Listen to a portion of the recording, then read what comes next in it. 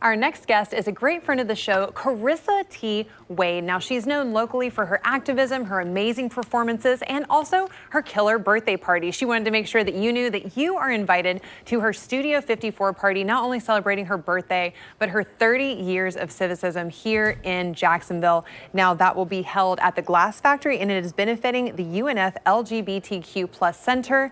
So, as always, we love to party with a purpose. Without further ado, please meet Karrissa Wade.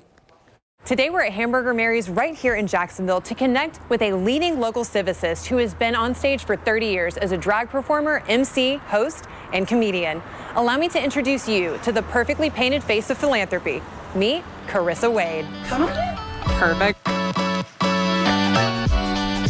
All right, now we good? You guys doing okay? We'll get started in just a second. Karrissa, first of all, I want to thank you for sitting down with me. You were one of my first friends to reach out to me, to connect with me when I moved here, and this was a tough interview for me to get you to do because I'm asking you to talk about yourself. I hate to talk about myself. I don't mind talking about anyone else, obviously, but no. Every time you've been on my show, you have used your platform to talk about a charity event that you're doing, for advocacy that you're working for, filling food pantries. And today I really just want to talk about you and focus on you, even though you don't want to. Is that okay? No, I hate it. But yeah, we could do that. The way that you get on stage every single night, you were going on 30 years as a comedian, as a host, as a civicist, and working in the spotlight almost every night of the week for 30 years is tough. What gets you to the stage every time? I think with me, after 30 years, there's people that come back year after year after year. Like they'll go out of town, they come back from college, and they talk about how you've changed their life. You made them smile. We've had people who were suicidal come in and be like, you know, you don't realize you made me laugh and realize life's worth living and things like that. A lot of my charity events that we've done have little kids with cancer and stuff like that. So I think being able to motivate people motivates me as well through laughter. When people are having a good time, it lifts my energy as well. You look like a dang squirrel climbing a tree and stuff. It was terrible.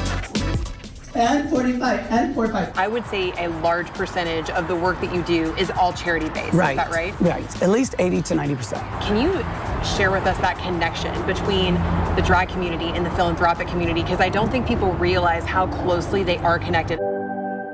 Right, well, you know, the drag community has always been involved in the community as far as raising money and awareness, from civil rights issues to HIV, for women's rights, as well as for LGBTQIA rights too. But usually when it comes to fundraising, we're the first people they call on, but some of the people that you hide in the closet if your family comes over, you know? So we try to make sure that we show people that we are people too, and that we love and we care about this community, and we do anything in our power to help it grow. They look so good. They do, the models look beautiful. It's a very diverse group. I love it. It's no secret that right now our country is going through a really heartbreaking and tumultuous time, and the drag community is actively being persecuted. How do you respond to that with the love and light that you do? I think if you come across as abrasive and aggressive, people shut right down. So luckily for me, I'm a comedian, so I'm able to get the comedy out there and lower your guard just a little bit to talk to you. There's all these talks about grooming this and grooming that, grooming children. That's not necessarily true, because if it was true, my whole life I've been groomed to be straight. I'm the only male member of my dad's family that's not a deacon, Sunday school teacher, or minister, but here I am. So grooming is just a scare tactic to make people vote out of fear. And I think as long as we can be controlled by our fear, we won't be able to grow, but we'll be able to do exactly what the people who make us afraid to do. Do you ever feel like people are afraid to pivot, even when they get new information? Well, you know, some of the weird things is, some of the local protest group, I've literally raised money for some of those people. So when I reached out to one recently who protested another brunch not too long ago, it's like, no, you're one of the good ones. What does that mean? I'm one of the good ones. You don't know. That's ridiculous. And people don't realize the charity amounts that we do are not for our community. We do it for children. We do it for the Rape Crisis Center. We do it for people who are losing their houses. During COVID, we went around and fed hundreds and hundreds of people, and their animals too. Those kind of things you forget when you're so afraid during this scare tactic time. Somebody who's harboring feelings of hate or uncertainty or fear, if you could just give them a message from your heart to theirs, what would that be? You know, I think it's that we're all the same people, but it's up to each and every person that hears this or sees this to make that difference. Your voice is the only voice that matters. Hi, everybody.